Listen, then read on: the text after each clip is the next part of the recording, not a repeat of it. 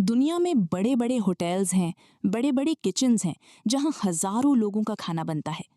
लेकिन क्या आपने कभी ऐसे किचन के बारे में सुना है जहां रोज हजारों नहीं बल्कि कभी कभी लाखों लोग खाना खाते हैं, लेकिन खाना कभी कम नहीं पड़ता?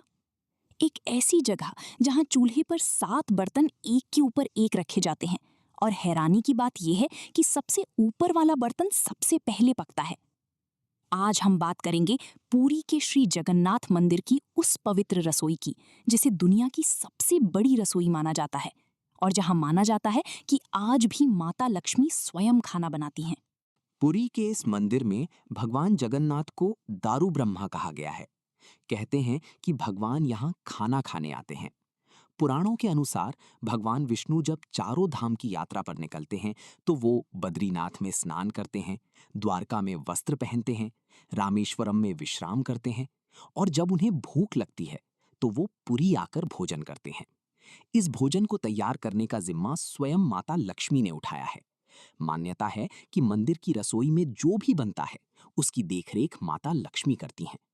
अगर खाने में कोई गलती हो जाए तो मंदिर के पास एक कुत्ते का दिखना इस बात का संकेत होता है कि माता लक्ष्मी आज रसोई से प्रसन्न नहीं है। इस रसोई की बनावट और नियम आपको हैरान कर देंगे।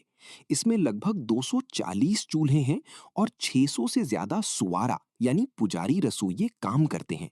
यहाँ सिर्फ मिट्टी के बर्तनों का इस्तेमाल होता है। सबसे चौंकाने वाली बात यह है कि यहाँ खाना पकाने के लिए चूल्हे पर एक के ऊपर एक ऐसे कुल 7 मिट्टी के बर्तन रखे जाते हैं। साइंस के हिसाब से सबसे नीचे वाले बर्तन को पहले पकना चाहिए, लेकिन यहाँ सबसे ऊपर रखा गया बर्तन सबसे पहले पकता है और सबसे नीचे वाला सबसे आखिरी में। क्या ये सिर्फ एक इत्तेफाक है या माता लक्ष्मी का कोई चमत्कार? यहाँ का खाना बनाने का तरीका सदियों पुराना है। रसोई में बाहर का कोई भी इंसान प्रवेश नहीं कर सकता।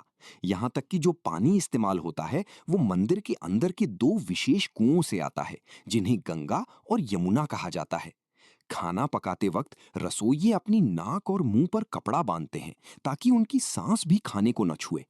जब तक ये खाना मंदिर में भगवान जगन्नाथ को भोग नहीं लगाया जाता, तब तक इसे सिर्फ अन्न कहा जाता है। लेकिन जैसे ही माता बिमला को भोग लगने के बाद ये बाहर आता है, ये महाप्रसाद बन जाता है। एक ऐसा प्रसाद जिसे पाने के लिए देवता भी तरसते हैं।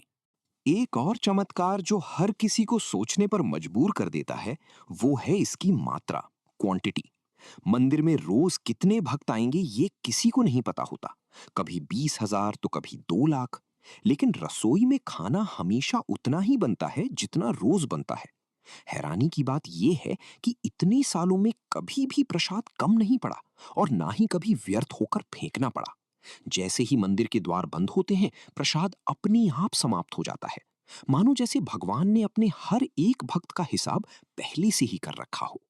दोस्तों, जगन्नाथपुरी की ये रसोई सिर्फ एक जगह नहीं, बल्कि विश्वास और श्रद्धा का वो केंद्र है जहां इंसान की भूख नहीं, बल्कि उसकी आत्मा तृप्त होती है। अगर आपने कभी इस महाप्रसाद को चखा है, तो उसका अनुभव हमें कमेंट्स में जरूर बताएं। और अगर नहीं गए हैं, तो एक बार जय जगन्नाथ बोलकर अपनी हाजिरी जरूर लगाएं। मिलते हैं अगले वीडियो में एक नए रहस्य के साथ। जय जगन्नाथ।